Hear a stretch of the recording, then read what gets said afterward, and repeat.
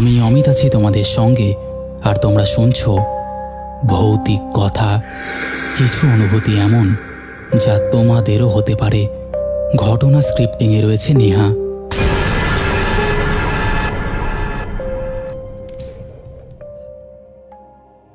Welcome back. কেমন আছো সবাই? দেখতে দেখতে আমরা 707 নম্বর এপিসোডে চলে আসলাম। এই তো শুরু করেছিলাম 700 নম্বর এপিসোড। সত্যি সময় কিভাবে চলে যায় আমরা জানতেও পারি না। আজকে তোমরা মোট 3টে ঘটনা শুনবে এবং 3টে ঘটনার মধ্যেই নস্টালজিয়া ফিল আছে। 3টে ঘটনাই তোমাদের পুরনো ভৌতিক কথার এসেন্স দেবে। 3টে ঘটনায় কী নিয়ে আমি একদম বলবো না, তোমরা মন দিয়ে ঘটনাগুলো শোনো। একদম চুপটি করে বসে পড়ো, মনটাকে শান্ত করে নাও। দেখবে প্রত্যেকটা ঘটনার ওয়ার্ড, প্রত্যেকটা ব্যাকগ্রাউন্ড মিউজিক তোমাদের ভাবতে বাধ্য করাবে, তোমাদের ভয় পাওয়াতে বাধ্য করাবে। তোমরা ছোট ছোট ব্যাকগ্রাউন্ড মিউজিক যদি শুনতে চাও, তোমরা যদি আরও বেশি ভয় পেতে চাও, ঘটনা শোনার আরও ফিলিংসটা তোমরা যদি নিতে চাও, অবশ্যই হেডফোনটা লাগিয়ে নিও। একদম আর দেরি করব না, আমরা ভূতের রাজ্যে পাড়ি দেব। আর এই রাজ্যে পাড়ি দিতে গেলে অবশ্যই কানে হেডফোনটা লাগিয়ে নিতে হবে আর চুপটি করে বসে পড়তে হবে। আর সিট বেল্ট কিন্তু অবশ্যই বেঁধে নিতে হবে, নাহলে ছিটকে পড়তে পারো। চলো এবার আমরা পাড়ি দেই ভূতের রাজ্যে। দাদা কেমন আছো? আশা করি ভালোই আছো। আমার নাম শামীম হুসাইন। আমার বাড়ি কুমিল্লা দাউরকান্দির সপাড়া নামক একটা এলাকায়। আমি বর্তমানে মালয়েশিয়া সেলেন্দর নামক রাজ্যের কাজাংয়ের এক জায়গাতে আছি। ঘটনাটি ঘটেছে আমার নিজের সাথে। সত্যি বলতে এটা আমার প্রথম না, এর আগেও আমার সাথে প্রচুর ভৌতিক ঘটনা ঘটেছে, সেগুলো অন্য একদিন শোনাবো। ঘটনাটা শুরু করা যাক। দাদা, আমি যেখানে ছিলাম তার একটা বিবরণ দেই। আমার কাজ ছিল জেনারেটরের কাজ। আমি সবসময় স্টোরেই থাকতাম, কারণ স্টোরের ভেতরে প্রায় 10 কোটি টাকার জিনিসপত্র ছিল।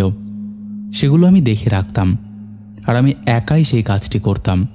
তবে আরও লোক ছিল, কিন্তু তারা সবাই ছিল ইন্ডিয়ান। তাদের সবার বাড়ি স্টোরের পাশে হওয়াতে তারা সবাই সন্ধেবেলায় চলে যেত তাদের নিজের নিজের বাড়িতে, আর আমি হয়ে যেতাম একা। আমি সেই কাজে 2024 সালের কুরবানি ঈদের পরের দিন যাই, আর আমার সাথে ঘটনা শুরু হয় তার 2 সপ্তাহ পর থেকে। দাদা, একদিন আমি কাজ শেষ করে গোসল করে খাওয়া দাওয়া শেষ করে ঘুমোতে যাই। তখন রাত 1টা কি 1:30টার মতন হবে। আমি কানে হেডফোন দিয়ে ভৌতিক একটা ঘটনা শুনছিলাম। তখনই হঠাৎ কানে ভেসে এলো একটা চিৎকার। আর চিৎকারটা এত জোরে চিৎকার যে হেডফোনের আওয়াজটাকে ভেদ করে ঢুকে গেল যেন কানে। সাথে সাথে রুম থেকে বের হয়ে বাইরে বেরিয়ে আসি দেখতে যে কি হয়েছে, কিসের আওয়াজ ছিল এটা। বাইরে এসে দেখি কিছুই হয়নি, সব কিছু নর্মাল। রুমে গিয়ে আবার শুয়ে পড়ি আমি। তখনও আমার ভেতরে কোনো ভয় কাজ করেনি, কিন্তু কে জানতো আমার জন্য সামনে কি অপেক্ষা করছে। রাত তখন 3টা কি 3:30টার মতন হবে। আমার রুমের বাইরে থেকে কে যেন অনবরত বাড়ি দিচ্ছে। মনে হচ্ছিল যেন 10 থেকে 15 জন একসাথে বাড়ি দিচ্ছে। প্রথমে ভেবেছিলাম হয়তো চোর এসেছে। আমি ভাবলাম চোর আসলে তো চুরি করে চলে যেত, আমাকে কেন ডিস্টার্ব করবে। আমি ভাবলাম তাহলে হয়তো ডাকাত এসেছে, চাবির জন্য হয়তো এমন করছে। আমি ঠিক করলাম চাবি দিয়ে দেব, নিজের জীবন আগে। তখনই মনে পড়ল আমাদের স্টোর তো ফিঙ্গারপ্রিন্ট দিয়ে সিকিউরিটি করা আছে, তাহলে সে ভেতরে আসলো কিভাবে? ভেতরে আসতে হলে অবশ্যই আমার ফিঙ্গার অথবা বসের ফিঙ্গার লাগবে।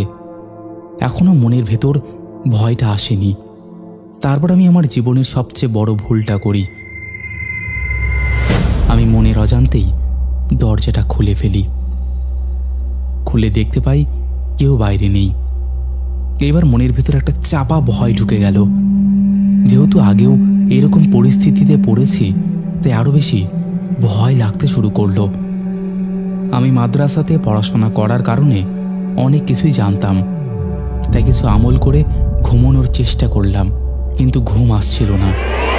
বিশ্বাস করবে কিনা দাদা জানি না, এর মাঝ দিয়ে আমার সাথে আরও কি কি ঘটনা ঘটে যাচ্ছে তা তোমাকে বলার মতো না। ফজরের আজানের আগ পর্যন্ত অনবরত চিৎকার চলল, যেন কোথাও আগুন লেগে গিয়েছে। সবাই চিৎকার করছিল, save me, save me please, save me. আর তার সাথে মালাও ভাষাতে বলছিল, বাঁচাও, বাঁচাও আমাকে। আমি ভয়ে রুম থেকে বের হতে পারছিলাম না। এমন সময় ফজরের আগ পর্যন্ত অনবরত চিৎকার চলছিল। ফজরের আজানের সাথে যেন এটাও মিলিয়ে গেল। দাদা, ঘটনাটা এখানেই শেষ হলে হয়তো ভালো হতো। কে জানতো সামনে আমার জন্য আরও কি কি অপেক্ষা করছে। দাদা, আমি ভাবছিলাম আজ রাতই হয়তো শেষ, কিন্তু দাদা, আমার সাথে ঘটনাটা প্রায় 2 মাস একভাবে ঘটেছে। পরের রাতে আমি রুমে ঘুমিয়ে যাই, কিন্তু রাতে খুব ঠান্ডা লাগছিল ঘুমের মধ্যে। বুঝতেই পারছিলাম আমি মাটিতে শুয়ে আছি। বুঝতে পেরে আমি সাথে সাথে চোখ খুলে জানতে পারি আমি অন্য একটা জায়গাতে আছি। জায়গাটা আমি চেনার চেষ্টা করলাম, কিন্তু আমি ওই জায়গাতে নতুন হাওয়ায় চিনতে পারছিলাম না। আমি ঠিক একটা বিশাল মাঠের মধ্যে ছিলাম, কিন্তু আমি তো রুমের বিছানায় শুয়েছিলাম। এখানে আসলাম কিভাবে? এসব ভাবতে ভাবতে খেয়াল করলাম একজন ইমাম সাহেবের মতো দেখতে আমার পাশ দিয়ে হেঁটে যাচ্ছে। আমি মালায় ভাষাতে তাকে জিজ্ঞাসা করলাম, আসসালামু আলাইকুম ভাই, কেমন আছেন আপনি? লোকটি খুবই মোটা গলা এবং ভয়ানক গলায় বলে উঠল, আলহামদুলিল্লাহ, ভালো আছি। এই জায়গাটার নাম কি জিজ্ঞাসা করলাম আমি। লোকটি বলল, এই জায়গার নাম জেনে কাজ নেই। তোকে একটা কথা বলি, তুই এই জায়গাটা ছেড়ে চলে যা। তুই এখানে থাকলে বাঁচতে পারবি না। আমি তার কথা শুনে ভয় পেয়ে যাই। বিশ্বাস করবে কিনা দাদা, তার গলার আওয়াজ এতটা মোটা আর এতটা ভয়ানক ছিল যে যে কেউ ভয় পেয়ে যাবে। আর এমন পরিস্থিতিতে সে ভয় পাবেই। যার সাথে একমাত্র এই ঘটনাগুলো ঘটে তারাই জানে ভয় কি। তারপর লোকটি আর কোনো কথা না বলে চলে যায়। আমিও আর কোনো প্রশ্ন করিনি, সেখানেই দাঁড়িয়ে থাকি। সাথে সাথে দেখি আর একজন লোক আসে, তাকেও সেম প্রশ্ন করি। তবে সে আমাকে ধমক দিয়ে বলে ফজরের আজানের আগ পর্যন্ত অপেক্ষা করতে। আমি ভয়ে বলি, ঠিক আছে আঙ্কেল, আর মনে মনে ইহানাফসি পড়তে থাকি। জানিও না কটা বাজে, কখন ফজরের আজান দেবে। মনে মনে চাইছিলাম চিৎকার করে বলি, হে আল্লাহ, আমাকে রক্ষা করো, আমি আর পারছি না। প্রায় ঘন্টা খানেকের মতো অপেক্ষা করার পর ফজরের আজান কানে আসে। আর দাদা, তখনই আমি ঘুম থেকে উঠে পড়ি। উঠে বেশ খুশি হচ্ছিলাম যে এটা স্বপ্ন, কিন্তু অজু করার জন্য বাথরুমে গিয়ে দেখি আমার মাথার পেছনে মাটি লেগে আছে। আমি সাথে সাথে গেঞ্জি খুলে দেখি আমার গেঞ্জির পেছনে কাদামাটি লেগে আছে। বুঝতে পারি যেটা কোনো স্বপ্ন না, এটা সত্যিই ঘটেছে। বসকে সব খুলে বলি। বস এটা হেসে উড়িয়ে দেয়। আমি বুঝতে পারি যা করার আমাকেই করতে হবে। পরে আমার রুম আমি নিজেই বন্ধ করি। তারপর আমার সাথে আর কিচ্ছু করতে পারিনি, কিন্তু বাইরে থেকে খুবই ডিস্টার্ব করত। আমি না ঘুমাতে পেরে পাগলের মতো হয়ে গিয়েছিলাম। আমি একদিন সাহস করে কথা বলতে বাইরে যাই। আমি মালায়া ভাষাতে বলি, কেউ থাকলে সামনে আসেন। কে আপনারা? বলতে বলতে আমি কান্না করতে থাকি। দাদা, তারপর আমার সাথে যে এমনটা হবে আমি জানলে কখনোই বের হতাম না। আমি এই কথাটা বলার পর এক এক করে সবাই দৃশ্যমান হতে শুরু করল। দেখলাম সবার শরীর পুড়ে চামড়া গলে পড়ছে। আমাকে সবাই বলছিল, চলে যা, চলে যা এখান থেকে, বাঁচতে চাস তো চলে যা। আমি ভাবছিলাম, ইস, আমি যদি এখন জ্ঞান হারিয়ে ফেলতাম। আল্লাহ আমার কথা রেখেছে। আমি জ্ঞান হারিয়ে মাটিতে পড়ে গেলাম। পরের দিন বস এসে আমাকে বাইরে থেকে উদ্ধার করে হসপিটাল নিয়ে যায়। আর বস হিন্দু, তাই একজন পুরোহিত নিয়ে এসে স্টোরে একটা পুজো করায়। তারপরও এসব ঠিক হয়নি। তবে দাদা, খোঁজ নিয়ে জানতে পারি এখানে নাকি অনেক দিন আগে বাজার বসতো, যেটাকে মালায় ভাষাতে পাছার মালাম বলে। দুর্ভাগ্যবশত সেখানে একদিন আগুন লাগে আর প্রায় 70 জনের মতন আগুনে পুড়ে মারা যায়। আমি আসার আগেও নাকি আরও অনেক বাংলাদেশি এসেছিল, কিন্তু তারা কেউই 1 মাসের বেশি থাকতে পারেনি।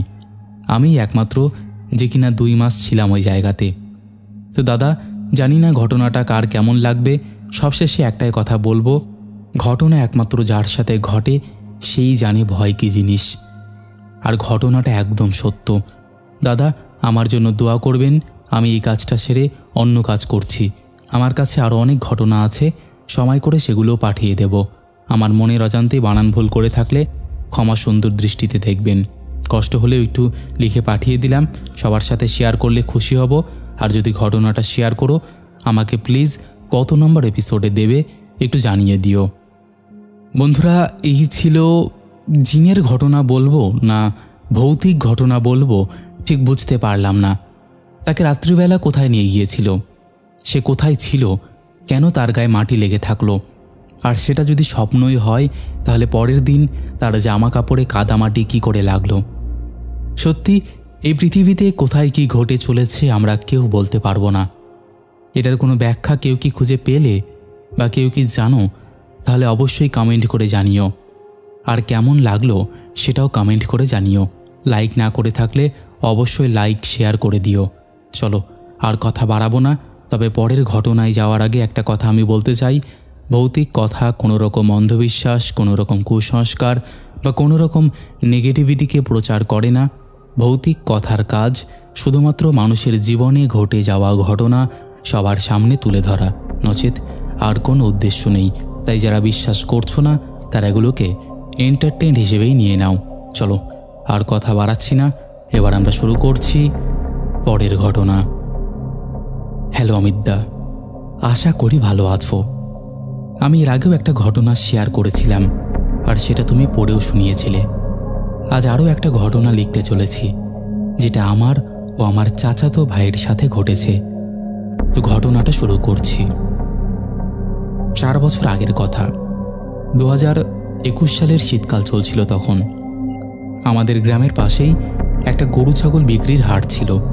প্রতি মঙ্গলবারে হাট বসত। সেই হাটেই আমার দাদার একটা ছোট্ট চায়ের দোকান ছিল। তো আমরা এক সোমবার রাতে সেই হাটের উদ্দেশ্যে রওনা হই দোকানটা একটু গুছিয়ে রেখে আসবো বলে। আমি, আমার দাদা আর আমার চাচাতো ভাই, আমরা 3 জন ছিলাম। আমি এখানে ব্যক্তিগত কারণে কারোর নামই উল্লেখ করছি না। তো হাটে যাওয়ার আগে আমার চাচাতো ভাই তেলের পিঠা খেয়ে বের হয়েছিল। আমাদের গ্রামসহ আশেপাশে আরও কয়েকটা গ্রামে বলা হয়ে থাকে যে পিঠা খেয়ে রাতে বের হলে নাকি মানুষকে ভূতে ধরে, আর বিশেষ করে তেলের পিঠা খেলে ধরার চান্স আরও বেশি। আমার চাচাতো ভাইকে প্রথমে আসতে দিতে না চাইলেও ও জোর করেই আসে, বলে যে পিঠা খেয়েছি তাতে কি হয়েছে, কিছুই হবে না। এরপর আমরা হাটে চলে আসি। সেদিন প্রচণ্ড কুয়াশা ছিল রাস্তাঘাটে, তেমন লোকও ছিল না। ঘটনাটা বোঝার সুবিধার জন্য আমি আমাদের হাটের একটু বর্ণনাটা দিয়ে দিই। আমাদের দোকানটা যেখানে ছিল তার দক্ষিণ দিকে ছিল হাইওয়ে, পূর্ব দিকে ছিল একটা শ্মশান। সেখানে হিন্দু কেউ মারা গেলে পোড়ানো হতো। শ্মশানের উত্তরের জায়গাটা ছিল নিচু, আর সেখানে একটা পুকুর ছিল। আর আমাদের দোকানটা ছিল খোলামেলা, শুধু ওপরে টিন দেওয়া, আর চারপাশে একদম খোলামেলা ছিল। এবার মূল ঘটনায় আসি। দোকানে যাওয়ার পরে দাদা বলল, আমি একটু হাইওয়ের দিক থেকে আসছি, তোরা একটু এখানেই দাঁড়া। তো আমি আর আমার চাচাতো ভাই সেখানে দাঁড়িয়ে গল্প করতে থাকি। আমি দাঁড়িয়েছিলাম শ্মশানের উল্টো দিকে, আর আমার ভাই ছিল শ্মশানের দিকে মুখ করে দাঁড়িয়ে, মানে ও শ্মশান আর পুকুর দেখতে পাচ্ছিল। ওর সাথে কথা বলতে বলতে হঠাৎ লক্ষ্য করলাম ও আমার পেছন দিকে, মানে শ্মশানের দিকে বড় বড় চোখ করে তাকিয়ে আছে। আমি বললাম, কিরে ওইভাবে কি দেখছিস? তারপর ও বলল, সাহস থাকলে একটু পেছনে দেখ। আমি খুব সাহসী ছেলে, রাত বিরেতে একা চলাচল করতাম, কিন্তু কুয়াশা ভরা শীতের রাতে জনমানবহীন এলাকায় শ্মশানের কাছে দাঁড়িয়ে যদি এইভাবে কেউ কিছু বলে, তখন মনটা একটু খচখচ করেই ওঠে। আমি একটু ভয় আর কৌতূহল নিয়ে পেছনে তাকালাম, কিন্তু কিছু দেখতে পেলাম না। তারপর ওকে বললাম, কি রে, কি হয়েছে বল। লক্ষ্য করলাম ও কেমন যেন ভয় পেয়ে আছে। ভয়ে ভয়ে আমাকে বলল, পুকুরের ওইখান থেকে কেউ একজন পাড় বেয়ে উঠে শ্মশানের দিকে চলে গেল। আর ওটা কোনো মানুষ ছিল না, প্রায় 2 মানুষ মতো লম্বা, সাদা কাপড় পরা কিছু একটা ছিল। আমি অবাক হলাম, কারণ আমাদের দোকান আর পুকুর আর শ্মশানের দূরত্ব খুব বেশি না। এই নিস্তব্ধ জায়গায় কেউ গেলে আওয়াজটা অবশ্যই পেতাম। এইসব ভাবতে ভাবতেই দাদা চলে এলো। দাদার সাথে দোকানটা গুছিয়ে নিলাম। গোছানোর সময় আমি বারবার আশেপাশে খেয়াল রাখছিলাম যে কিছু দেখতে পাই কিনা। দোকান গোছগাছ শেষে আমাকে আমাদের দাদা বলল, তোরা এগো, আমি আসছি। আমরা পুকুর পাড়ের দিকে এগোতে লাগলাম। পাড়ে গিয়ে একটু দাঁড়ালাম দুজনে। ও আমার একটু সামনে দাঁড়িয়েছিল। হঠাৎ ও আমার উপর হুমড়ি খেয়ে পড়ল।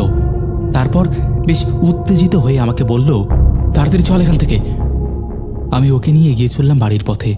পেছনে আমার দাদা আসছে। ওকে জিজ্ঞাসা করলাম, কিরে, তখন এমন করলি কেন? ও বলল, যখন পুকুর পাড়ে দাঁড়িয়েছিলাম মনে হলো কেউ আমাকে ধাক্কা দিয়ে পেছনে ঠেলে দিল, তাই তো তোর উপর ওইভাবে পড়ে গেলাম। তারপর ও বলল, যাক ভালো হয়েছে দাদা দেখেনি, বাসায় কাউকে কিছু বলিস না, আমাকে আবার বকবে অনেক। তারপর আমরা সেখান থেকে বাসায় ফিরে আসি। তারপর আর কিচ্ছু হয়নি। তো দাদা, এই ছিল ঘটনা। হয়তো আমি গুছিয়ে লিখতে পারিনি, তুমি তোমার মতো করে গুছিয়ে নিও, যেভাবে তোমার সুবিধে হয়। আর ঘটনাটা ভালো লাগলে অবশ্যই পড়ে শুনিও। অবশ্যই ভালো লেগেছে। এসব ঘটনা শুনলে না একটা নস্টালজিয়া ফিল হয়।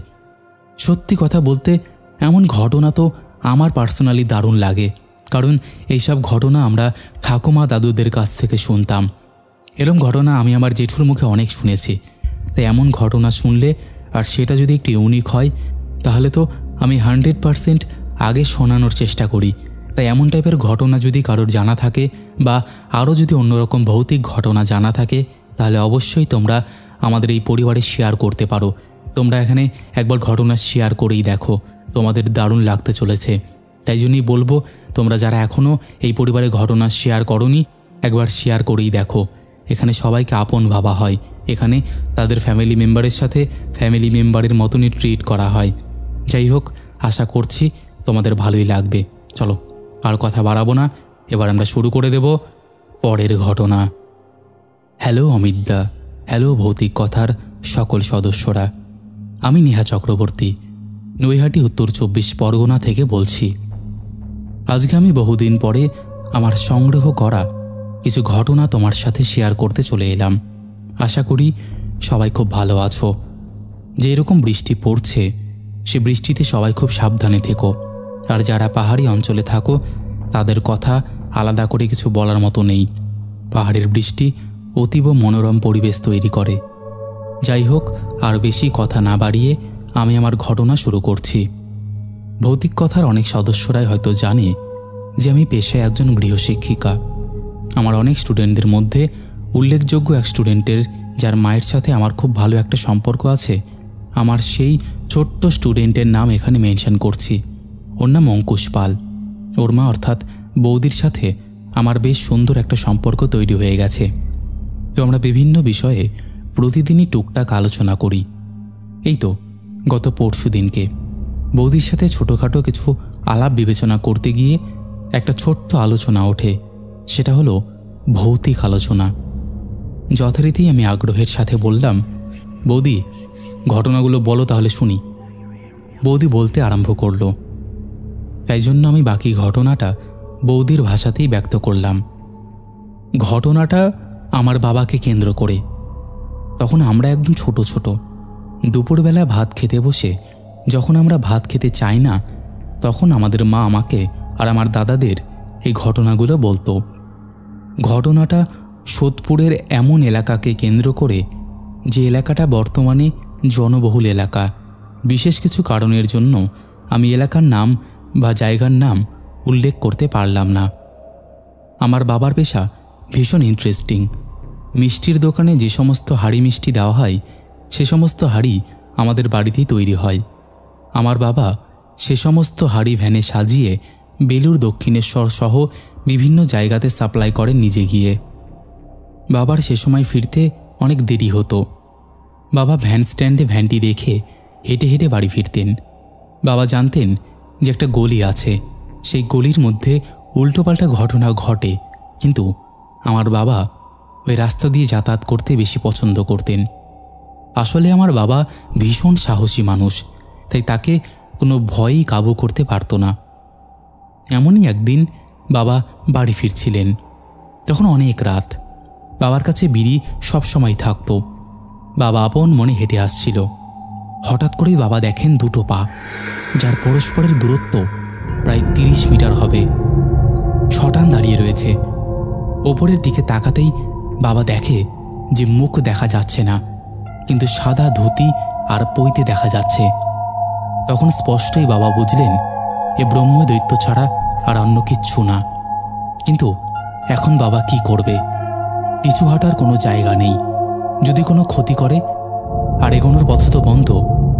2 পায়ের ফাঁক দিয়ে যেতে গিয়ে যদি পা চিপে মেরে ফেলে, তখন কি হবে? তারপর একটাই রাস্তা, বাড়ি যাওয়ার। বাবা কিছুক্ষণ চুপ করে দাঁড়িয়ে থাকলো। তখন মাথায় এলো বিড়ির কথা। সে বিড়ি ধরালো আর টানতে শুরু করলো। এর কিছুক্ষণের মধ্যেই সে দেখল পা দুটো আর নেই। চারিদিকে তাকিয়ে দেখল সব পরিষ্কার। এরপর বাবা পড়ে কি মরি করে সোজা দৌড়ে বাড়ি ঢুকে গেল। দ্বিতীয় ঘটনাটাও ঘটে ওই রাস্তায়, একই সময় বাড়ি ফেরার পথে। বাবা আপন মনে গুনগুন করতে করতে বাড়ি ফিরছিল। হঠাৎ করে কি মনে করে পেছনে ফিরে দেখতে পাই একটা কালো রঙের বিশাল কুকুর বাবার দিকে তেড়ে আসছে। বাবা অত পাত্তা দেয় না, আবারও হাঁটতে শুরু করে। কিছুক্ষণ পর আবারও পেছন ফিরে দেখে দুটো কুকুর একইভাবে বাবার দিকে তেড়ে আসছে। বাবা পুনরায় পাত্তা দেয় না, আবারও সে সামনের দিকে হাঁটতে থাকে। কি মনে করে 2 পা হাঁটতেই আবারও পেছন দিকে তাকিয়ে দেখে 4টি কুকুর একইভাবে তার দিকে তেড়ে আসছে। এবারে বাবা একটু ভয় পায়, এক জায়গায় দাঁড়ায়, আর আবার পেছন ফিরে দেখে 4টির পর সোজা 8টা কুকুর। আবারও সামনে তাকায় বাবা, আবারও পেছন ফিরে দেখে 10টা কুকুর একইভাবে তার দিকে তেড়ে আসছে। এভাবে আস্তে আস্তে সামনে তাকিয়ে আবারও পেছনে তাকিয়ে বাবা দেখছে কুকুরের সংখ্যা বেড়েই যাচ্ছে। বাবা কি করবে বুঝতে পারে না।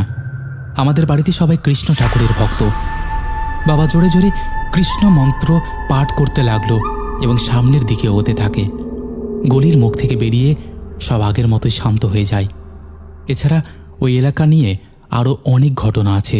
যদি শ্রোতাদের এই ঘটনাগুলি ভালো লাগে, তবে অবশ্যই বৌদির কাছ থেকে আরও শুনে আমি ঘটনাগুলো শেয়ার করব। এইবার আমার নিজের দাদুর জীবনে ঘটে যাওয়া একটা ঘটনা ভৌতিক কথার সকল সদস্যদের শেয়ার করছি। আমার দাদু মানে আমার মায়ের বাবারও খুব সাহস ছিল এক সময়, আর সে খুব রাগী এবং ডাকাবুকো স্বভাবের মানুষ ছিলেন। এখন যদিও দাদু খুবই শান্ত হয়ে গেছেন। ঘটনাটা আজ থেকে অনেক দিন আগের, যখন আমার মা অনেক ছোট। আগেকার দিনে এত অটো টোটো ছিল না। মানুষ তখন পায়ে হেঁটে যাওয়ায় বেশি স্বাচ্ছন্দ্য বোধ করত। আমার দাদু ছিলেন পেশায় একজন ভ্যান চালক। কোনো রকমে ভ্যান চালিয়ে তাদের সংসার চলত। আমার মামার বাড়ি শিমুরালিতে। শিমুরালি স্টেশনের ডাউন প্ল্যাটফর্মের পাশে একটা ছোট্ট মার্কেট আছে, যেটা বর্তমানে বেশ বড়, কিন্তু সেই সময় অত বড় ছিল না। সেখানকার অনেক মানুষ আমার দাদুকে ভীষণ ভালোবাসত, তাই জন্য তারা মাঝে মধ্যে শাক সবজি ফল মাছ মাংস বিনামূল্যে দিয়ে দিত। এরকমই একদিন দাদু বাড়ি ফিরছে। এমন সময় দাদুকে ডেকে এক মাছওয়ালা বললেন, ও দাদা, শোনেন শোনেন, একটা কাতলা মাছ আছে, আমি 2 দিন দোকান খুলব না, তুমি নিয়ে যাও মাছটা, পয়সা দিতে হবে না। দাদু মাছটা দেখে বুঝতে পারে প্রায় 1.5 কিলো ওজনের একটা মাছ। দাদু পয়সা দিতে চাইলেও সে লোকটি টাকা নেয় না। দাদু মহা আনন্দে মাছটিকে নিয়ে বাড়ির দিকে অগ্রসর হন। মাছটি দাদু পেছনের সিটে রেখেছিল। তখন রাত 10টার মতন বাজে। দাদু নিজের মনে একা ভ্যান চালিয়ে আসছেন। এর কিছুক্ষণ বাদে দাদু দেখেন যে একটা 16-17 বছর বয়সী মেয়ে রাস্তার ধারে দাঁড়িয়ে আছে। দাদু ভাবে মেয়েটি হয়তো বিপদে পড়েছে, তাই দাদু ভ্যান দাঁড় করায়। মেয়েটিকে বলে, মা তুমি কেন দাঁড়িয়ে আছো? মেয়েটি তখন উত্তর দেয়, আসলে আমার কাছে বাড়ি ফেরার মতন কোনো পয়সা নেই, অনাথ আশ্রমের কাছে যাব, কিন্তু রাস্তা চিনি না, তাই জন্যই দাঁড়িয়ে আছি। কোনো পরিচিত মানুষ আসলে তার সাথে বাড়ি যাব। দাদুর মেয়েটাকে দেখে বড় মায়া হয়। হাজার হোক দাদুরও তো প্রায় মেয়েরই বয়সী, দাদুরও দুটো মেয়ে আছে। দাদু বলেন, তুমি উঠে বসো মা, আমি তোমাকে ছেড়ে দিচ্ছি, পয়সা লাগবে না। মেয়েটির চোখগুলো কেমন যেন জল জল করে উঠল। কথাটা শুনে সে কথা না বাড়িয়ে উঠে পড়ল। সারাটা রাস্তা সে কোনো কথা বলেনি। রাস্তায় আস্তে আস্তে একটা কালী মন্দির পড়ে। মেয়েটি বলে, আপনি মন্দিরের রাস্তা ধরবেন না, পাড়ার মধ্যে দিয়ে নিয়ে চলুন, ওইদিকেই আমার বাড়ি। দাদুর কিন্তু স্পষ্ট মনে আছে মেয়েটি ওঠার সময় বলেছিল অনাথ আশ্রমের কাছে মেয়েটি নামবে, কিন্তু দাদু কোনো উত্তর দিতে পারে না। কেউ যেন তার মুখে আঠা দিয়ে দিয়েছে। দাদু চুপচাপ কালী মন্দিরের পেছন দিকের রাস্তা ধরে। সারাটা রাস্তা মেয়েটি চুপচাপ চললেও মন্দির পেরোনোর পর একটা শ্মশান পড়ে। মেয়েটি একটু আদেশের সুরেই বলে, এইখানে নামিয়ে দে। দাদু বলে, আমি তোমাকে পৌঁছিয়ে। মেয়েটি কথা শেষ না হতেই বলে, না না আমি যেতে পারবো না। এরপর মেয়েটি বাঁশবনের দিকে যেতে শুরু করে। দাদু এগোতেই যাবে কি যেন মনে করে একবার পেছনে ঘুরে দেখে মেয়েটা যাচ্ছে কোথায়। দাদু পেছন ঘুরে যা দেখে সেটা দেখে তার চক্ষু চড়ক গাছ। সে দেখে মেয়েটি চুল খুলে হাঁটতে হাঁটতে জলের উপর দিয়ে চলে যাচ্ছে, যদিও তার পা দেখা যাচ্ছে না। দাদু কোনো রকমে ভ্যানটি নিয়ে বাড়ি আসে। বাড়িতে এসে দিদাকে বলে মাছটি কাটতে। বাড়ি এসে দাদু দেখে দিদা বসে আছে। দাদু কিছুই বলতে যাবে এমন সময় দিদা বলে, তুমি কোথায় মাছ এনেছো? দাদু তখন ভ্যানের উপর ভেজা জলের অংশ দেখায় আর সব কিছু খুলে বলে। এরপর আর কোনোদিনও দাদু রাতে মাছ আনার সাহস পায়নি। তো দাদা, এই ছিল ঘটনা। আমার দিদার একটা ঘটনা আছে যেটা পরের বার শোনাবো। ধন্যবাদ। ইতি নেহা চক্রবর্তী, নৈহাটি, উত্তর 24 পরগনা। বন্ধুরা, এই ছিল আমাদের আজকের জমজমাট একটি এপিসোড। আশা করছি তোমাদের প্রত্যেকের ভালো লেগেছে। কেমন লেগেছে তোমরা অবশ্যই সেটা কমেন্ট করে জানিয়ে দাও। তোমাদের মধ্যে এখনও যারা এই পরিবারে যুক্ত হওনি তারা যুক্ত হয়ে যাও। যারা ভাবছো ঘটনা শেয়ার করব তারা তাড়াতাড়ি শেয়ার করে দাও। চলো আর কথা না বাড়িয়ে এবার আমরা শুরু করছি শাউট আউট পর্ব। শেষের এপিসোডে ফার্স্ট কমেন্ট করেছে মুয়াজ বিন মামুন। লিখেছে, 705তম এপিসোডে আমার ঘটনাটা পড়ে শোনানোর জন্য ধন্যবাদ অমিতদা, থ্যাংক ইউ। সেকেন্ড কমেন্ট করেছে শুভশ্রী ব্যানার্জি। থার্ড কমেন্ট করেছে মিলন নন্দী। দুজনেই লাভ লাভ রিয়াক্ট দিয়েছে। তারপরে কমেন্ট করেছে নবরূপা দত্ত, চুমকি ঘোষ, আশিক শেখ, মনীষা শেট্টি, দিলশাদ আহমেদ, বিকি বাগচি, শর্মিষ্ঠা দাস, প্রীতম কর্মকার, রত্না রয়, রেখা পাসমান, মিলন নন্দী, রাহুল দাস, জয়দীপ কবিরাজ, অক্ষয় অধিকারী, মনীষাহা দোয়েল, প্রভাস বৈদ্য। লিখেছে, হাই অমিতদা, তুমি কেমন আছো? আমার একটা ঘটনা আছে, আমি তোমাকে পাঠাতে চাই। কোনোদিনও পাঠাইনি তাই একটু ভয় লাগছে।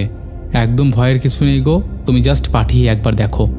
তারপরে কমেন্ট করেছে শরীফুল এসকে। লিখেছে, চলে এলাম দাদা, আমার ভাগ্নি তোমার খুব বড় ফ্যান। ওর নামটা একবার হ্যালো করে বলো। ওর নাম সুমায়া। হ্যালো সুমায়া। তারপরে কমেন্ট করেছে মনিকা ত্রিপুরা।